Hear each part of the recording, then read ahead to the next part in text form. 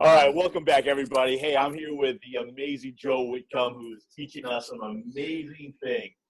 Joe, how are you, buddy? Doing great. Good to see you, Good to as see you. always. Yeah, likewise, man, likewise. So, Joe, guess what I came across the other day? What'd you come across, Harry? Your book. So you're the one. I'm the one. I was wondering who was the one. Thank you. I Yeah. thank you personally. Yeah. Thank you. Yeah. It is my pleasure, man. It's a great read. And there are a couple of things in there that I wanted to ask you about. One of the things that you talked about was the learn and practice, the 7 master skills of relationships. And I thought that was such a great subject, and was hoping that you can kind of expand on that.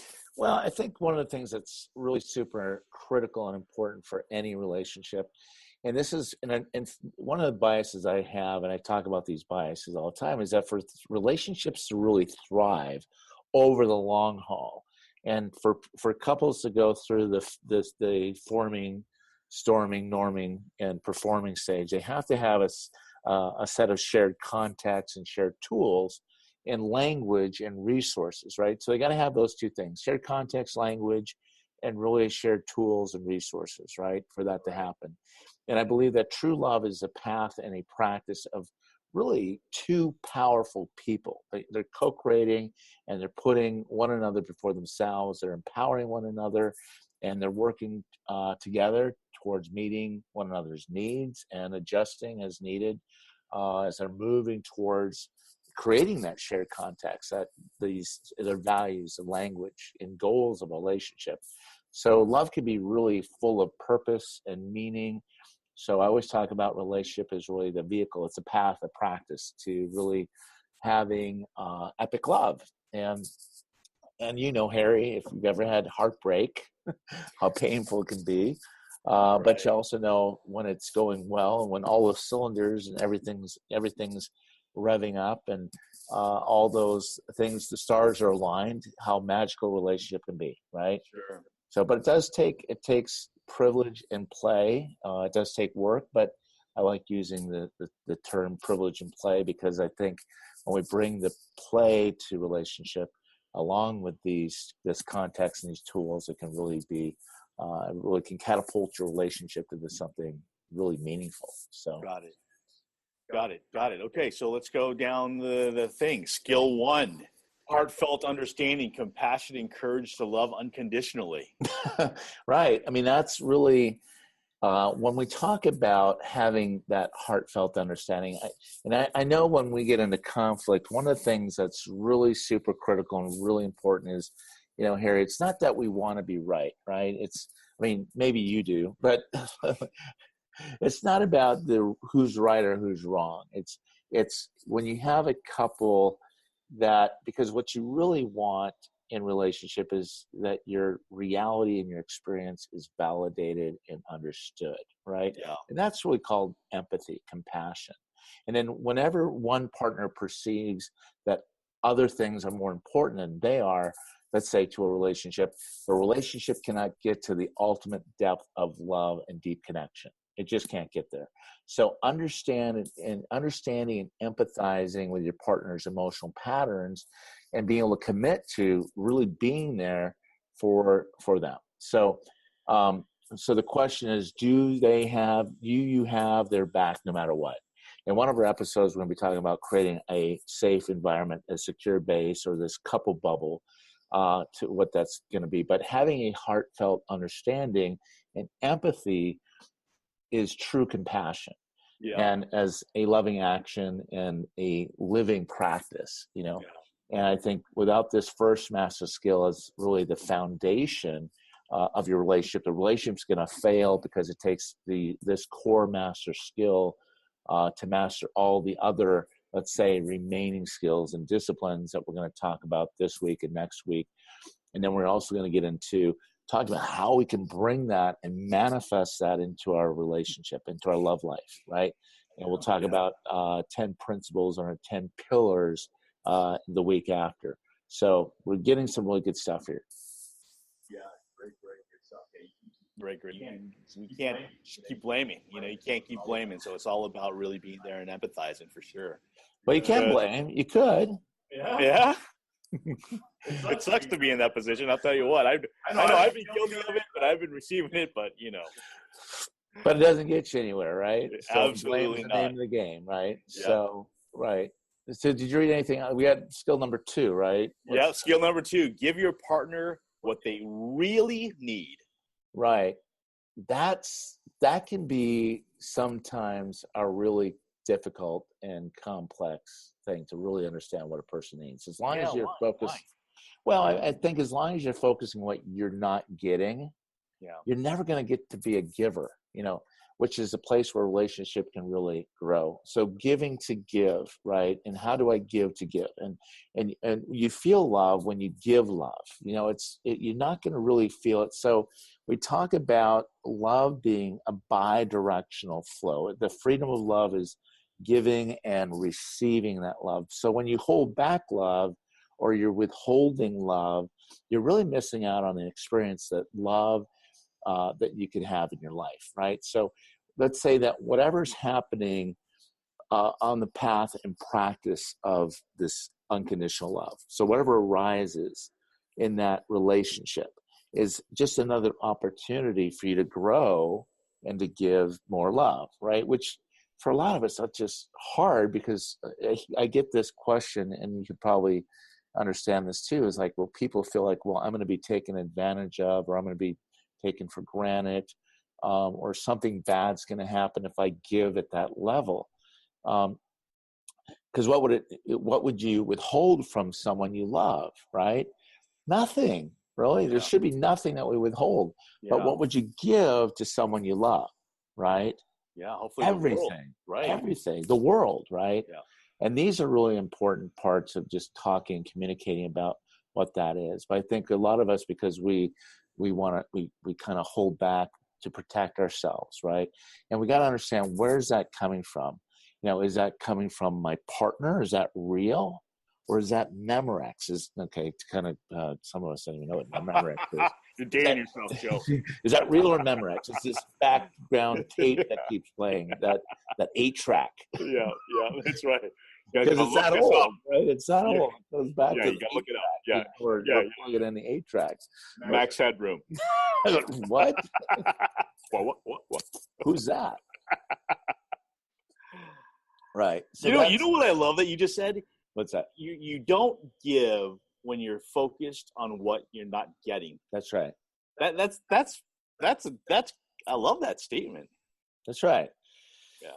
Well, when we focus on what we're not getting, or the other person's limitation or lack, let's say, we get so caught up in what the other person's giving or not giving, right?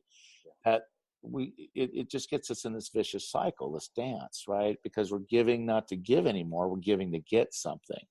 Right now, in a relationship that's going to be evolving and growing and learning and expanding, right? If you're in that type of partnership, then you can really do that. And that's one of the things that we talk a lot about in our Rewire Your Relationship DNA and the upcoming book that we got coming out in 2020. Because it's going to bring out so much and really help people learn some of the new cutting edge technology, the neuroscience of relationship, all these different things, and how to do that. Yeah, that's amazing. That's amazing. Right. That's encouraging. That's going to come out. So 2020, 2 more years, you guys. We can get there. We're on it, and all this is context kind of building up. This is stuff. This is cutting edge research that we're bringing to people, to couples. And they get to have a real live experience. We bring them into the room where they get to have an experiential, live, and Harry's been with all the couples that have been to these over the last 10 years have really had something that's touched, moved, inspired them experientially. It's empowering, it's engaging, it's accessible to you in a way that can really transform your relationship. So yeah, if you guys are able to attend one of these, it's really amazing to be able to sit there. You got to bring your partner. Yeah. It's a great learning experience. Okay, skill set 3. Right. Create and build trust and respect. So trust is at the core of every relationship. That is going to be the number one thing that we build in trust. Because the thing about trust is that it's such a fragile part of humanity, right? It takes forever to build, and you can lose it in a fraction of a second, right? Yep.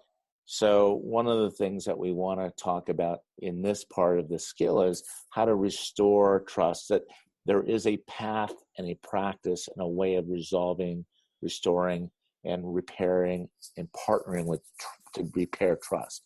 Because that is the only way. So trust begins with a commitment to meeting your partner's needs. And the question I asked before, can your partner count on you to be emotionally available no matter what, even in times of uncertainty or stress, right? Or when things are going really bad, can they count on you? Because trust is based on a commitment, and both must be present to really experience true depth in love. And it's when trust, and it's one of the legs of a table, right? So if that trust leg isn't there, the relationship fails. So love in action is really the courage to trust and to give respect, and to be able to search out maybe some of the admirable qualities in your partner. When I talk about that, we talk about admirable qualities of your partner. I had this one couple that I was working with. He was a pro golfer, and she was an artist, and she had her own art gallery. And so she came to me. They were coming into the sessions, and she was just like done. She had it because she had been traveling with her husband on all her golf tours. She saw him grow from nothing, and he became a PGA pro. And they're on the brink of divorce, and we were talking about all this stuff because he for her, she kept saying he was just complete narcissist, right? You hear that all the time, right? And you hear these. We've heard that. We hear that, oh, he has no care for me, and whatever that was. But what happened was he didn't understand her love map, and he didn't understand what it was, because she was admiring him, she was showing up, she was contributing to his life. She gave him lots of love, connection, sense of significance and meaning and certainty in the relationship. But she was done. She was like, I'm just had it. He never comes out to any of my art gallery shows or anything. So, and one day we were talking about this principle in our intensive, and I'm just going to call him Mike because but she didn't come to the intensive. Only Mike came, and he was leaving. And as he was walking out the door, I said, "Hey, Mike, where are you going?" He goes, "I'm going to my wife's art exhibit." And I said, "Mike, I thought you hated art." And he says, "I hate art." He says, "So why are you going?" He goes, "Because I'm going because I love it." Because he found what to admire, right? He found what was admirable. He goes, "I love it." He mapped it in there. And what happened was, he goes, "I love it when she comes alive, and her eyes and her body and her passion, everything she does when she's in the art gallery and doing what she loves. It's so sexy."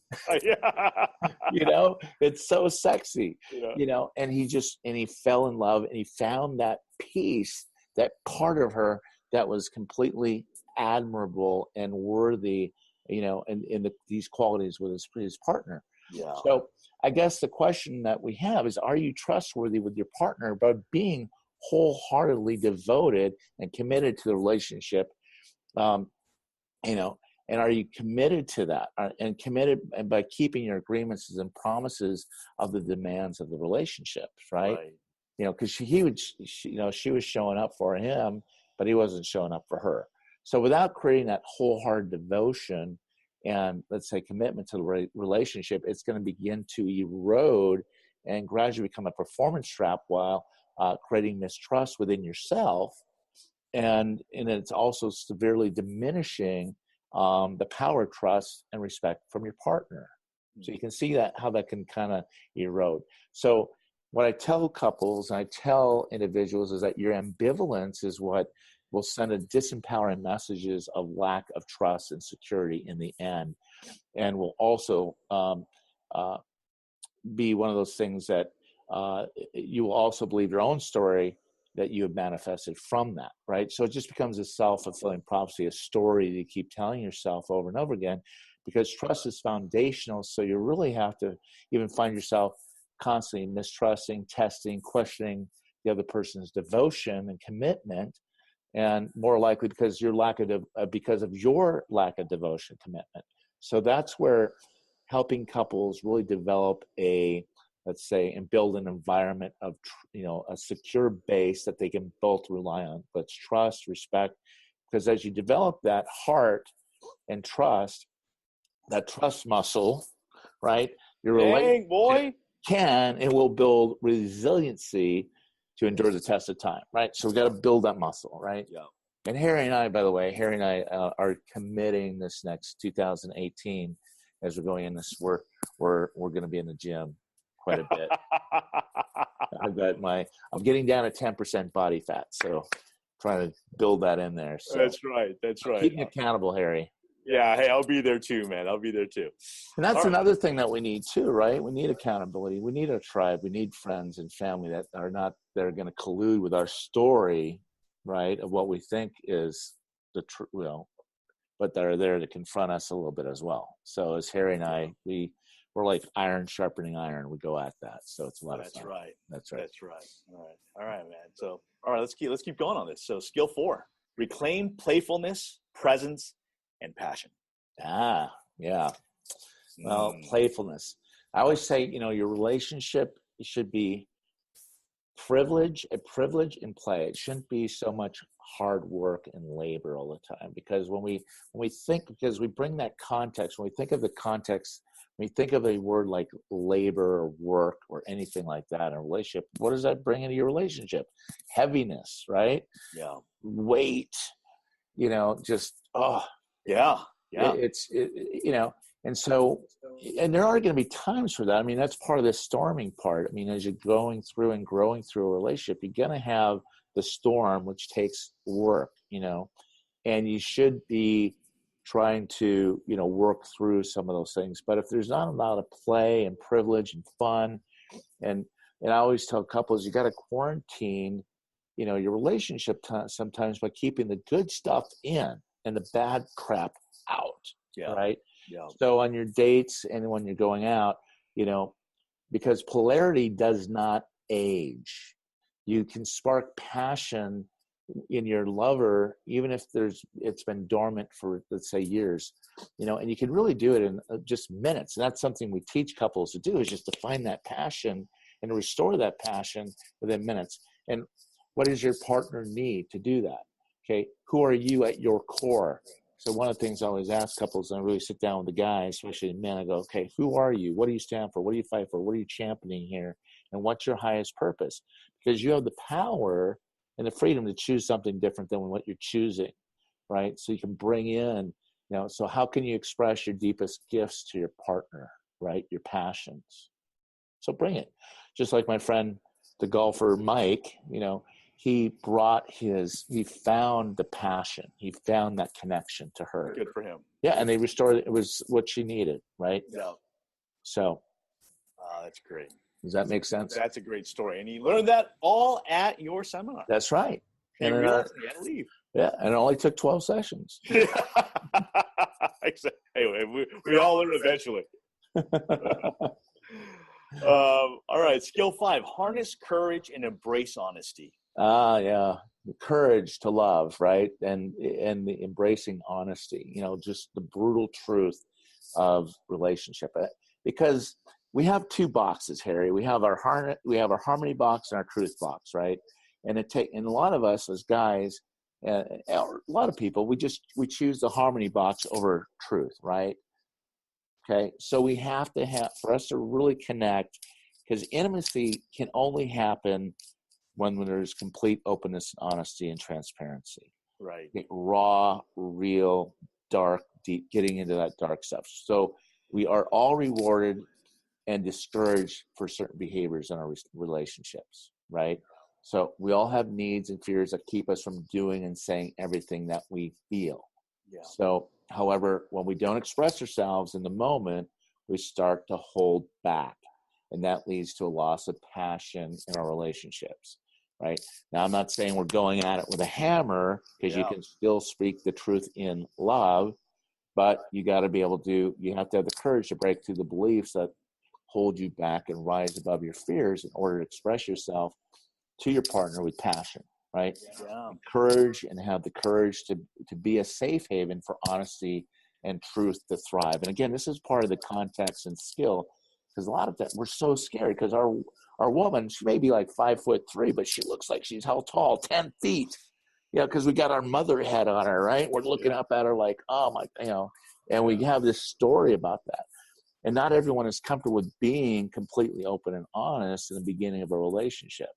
And have the courage to love your partner when you feel confused or uncertain or afraid, because remember, they're just as afraid as you are, Harry. They're just as afraid. Isn't that interesting? Everyone just expresses it in different manners. I have a friend of mine that I remember he was telling me he was dating this girl, and all she didn't really communicate, and she just stored and stored and stored and stored stuff. And then eventually there was enough stuff to disappear. And he didn't know. She didn't really communicate well. And so it was crazy. It's called exploding doormat. Exploding doormat? Yeah. Please. They're please. And where do a lot of people learn this, Harry? Where do we learn this? We learn this in our family of origin, right? I learned that in my family of origin too. Because I learned several things. I learned to exchange my authentic true self and exchange that, trade that in for connection, relationship. Because relationship, connections, food, it's oxygen. And I need to breathe it. So if I speak my truth, my honest, authentic self, and I communicate that something to you as a little kid, right? What happens? Well, you get punished. You get hurt. You're going to get beat up. You're going to get told, stop feeling that way, or you shouldn't feel that way, or, what are you thinking? Stop, So whatever happened, they shut that down, right? And so that little boy or that little girl from their family of origin had to learn to survive by choosing harmony over truth, right? And that worked. It was at the time it worked. It worked as a child because you had to survive, right? Yeah. It doesn't work in adult relationships. So when we come into sit with Joe in our intensives, in our therapy, we're unpacking all that so we can begin to have the courage to lean in and be more vulnerable and to risk and put our heart out there. And that's scary, Harry, because intimacy is so confronting. It's so challenging.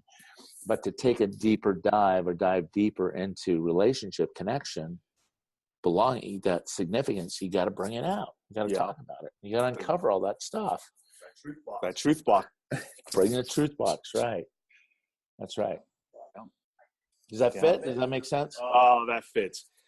I mean, it's like you said, you're just challenging people to dig deeper, and that's really what it is, and it's for growth. So people shouldn't be scared of this, because it's an opportunity to mature and make your relationship just even stronger. That's right. All right, skill 6: uncover and create alignment. That one's going to be a good one, to be able to uncover and create alignment. It's a terrible thing to be in a relationship where both partners have incompatible lifestyle, values, goals, and needs. And most conflict, Harry, is going to come from those differences or those distinctions in lifestyle differences, personality differences, value differences, goal differences, gender differences, cultural differences, whatever those differences are, and we all have them, right? You put two people in a room, they're going to be different, right? Yeah.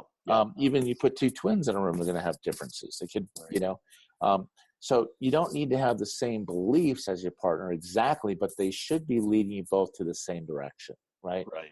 So, and this doesn't mean you have to be in perfect alignment where all the stars line up, and go, well, that doesn't match, so check out.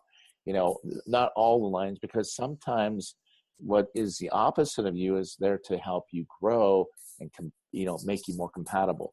But you want to begin to take the time necessary to talk about what action steps you both can take to adjust and create this alignment, right, towards shared values, goals, and needs. And as you mature and grow older, creating this with your partner, okay, that may seem very daunting and even impossible for some people, but it is possible.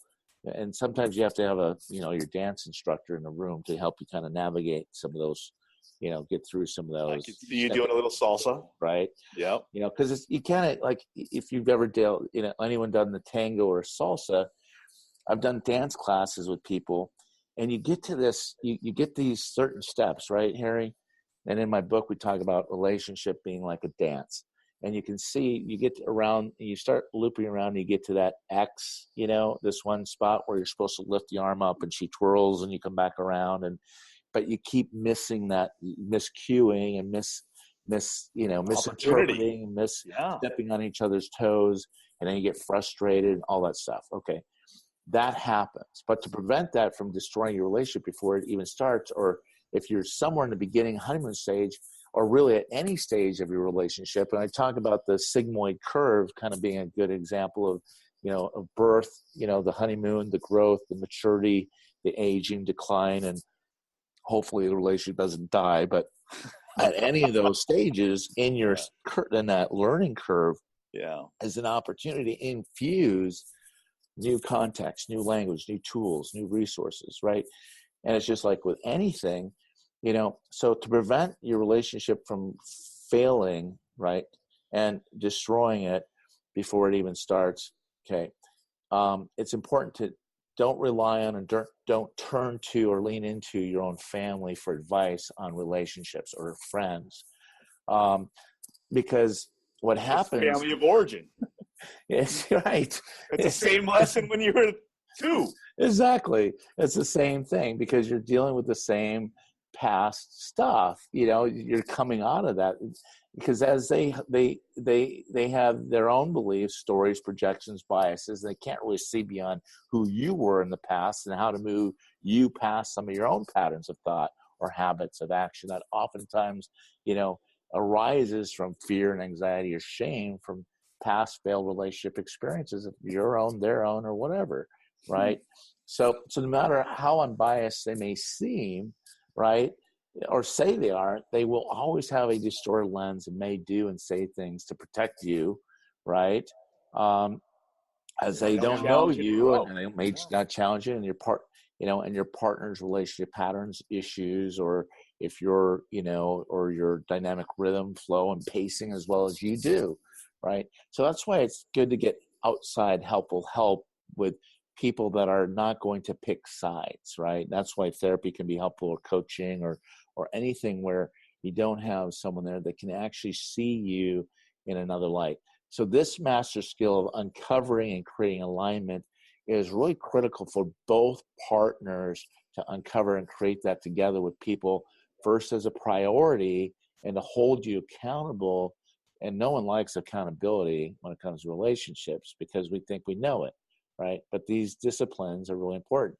And without this informed approach, let's say, to uncovering and aligning your lifestyle, values, and goals in your relationship, all that may become unworkable as personality and power struggles begin to ensue, right? You get in that power struggle and that pattern of, we talked about the complain, defend, complain, defend, complain, defend. That pattern keeps going. So to prevent that painful fallout, we have to go deep into these issues as we begin to process and understand your relationship, and so that you can do your due diligence and due process through the different stages of your relationship. We talked about the forming, storming, norming, and performing these master skills, right? So you're going to discover that the storming stage will be less chaotic or bumpy when you do the heavy lifting and hard work in advance, so that you can begin to grow through these most challenging seasons, stages, and phases of your relationship, which everybody goes through, by the way. So just to normalize that, right? Yeah. Does that fit?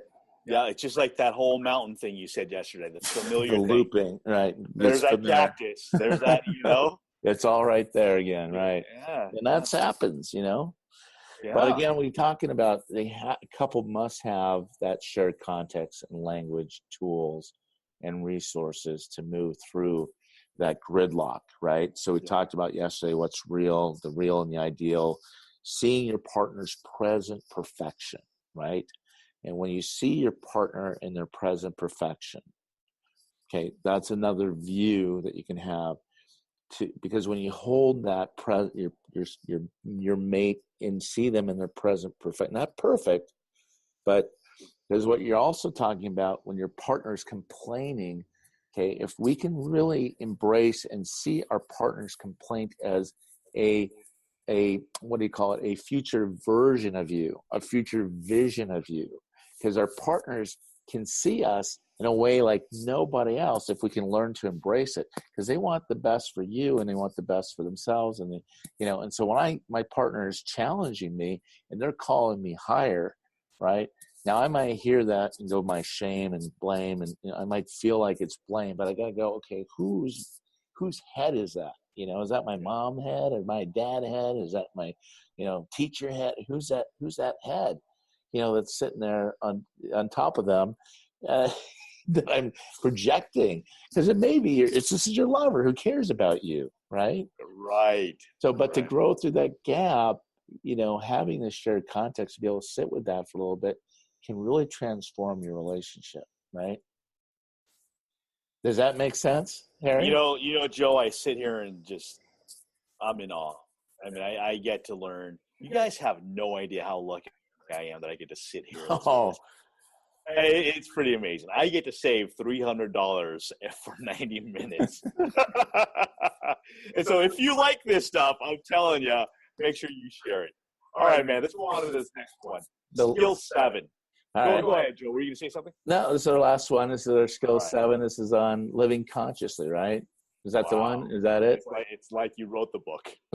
Be an example, right? Be an example. And we're going to talk about conscious relationships later in another segment and how to really create that, because our society is so changed now. It's so different. We've had so many different movements, and I really think people are trying to move from confusion and this part of confusion that we're in to more clarity. So I have a lot of hope and belief that everything that we're trying to do right now is just bring more clarity to the confusion that we're all experiencing about life and love and relationships. So we're trying to clear out all that debris to get to that. But to do that, we have to be awake and aware.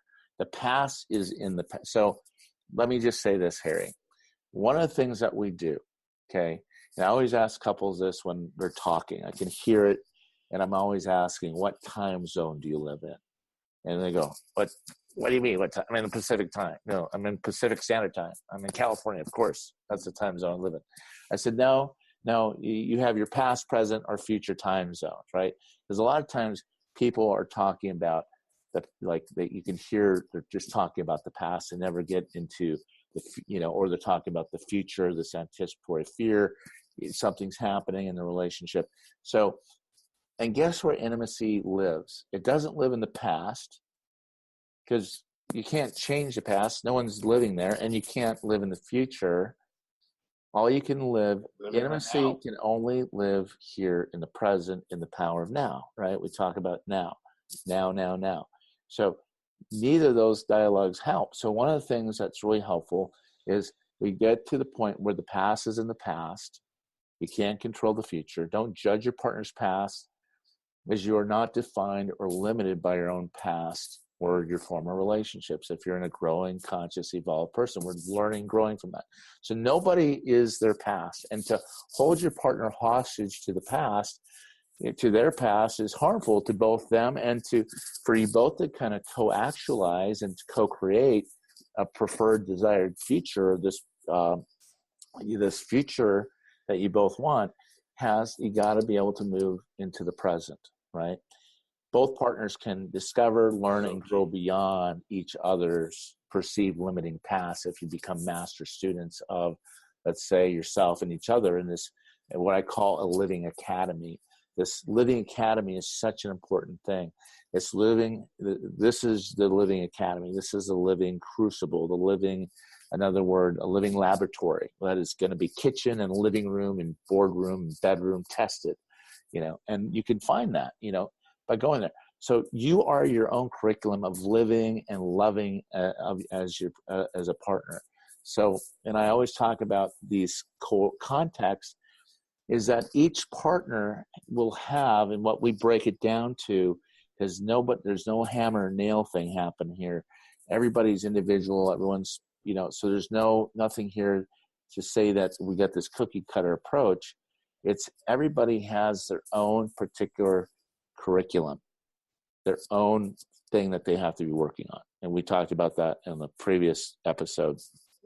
But giving each other time to merge and evolve into a more conscious relationship, that means they're more aware, more awake, more alive. So don't be your history. Don't just imitate your partner's examples. Create your own example, right? And accept each other's influence and insights and wisdom from your past experiences to help you grow into a greater future version or future vision of yourself, right?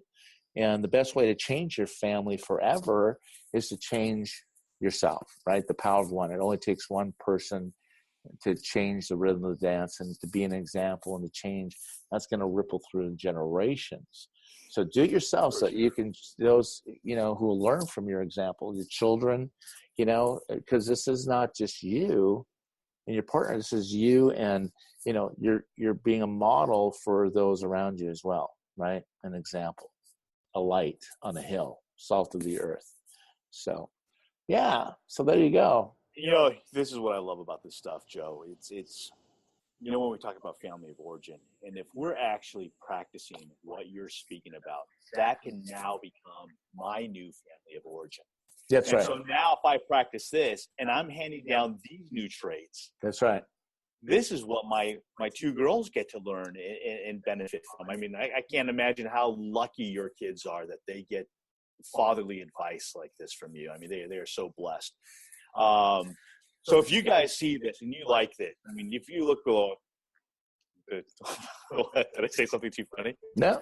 But if you guys like this stuff, you like the content. I mean, what I'm saying is, and it really is, what I'm saying is, if this really hits you, you guys should just really just follow us, really follow where we're going with all this stuff. I think Joe really contributes a lot of stuff, a lot of knowledge.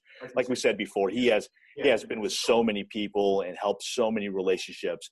And if you like the content, we have a donation link below. $1, $2, $3, whatever you like to give, whatever is valuable to you. Feel free to give, feel free to donate. We want to keep putting out great content out there. Also, Joe's book, which is below as well as if you want to reach out to us and set up a session. All right, buddy. All right. We'll see you next time tomorrow. Sounds good. Rocking it out. Sounds good.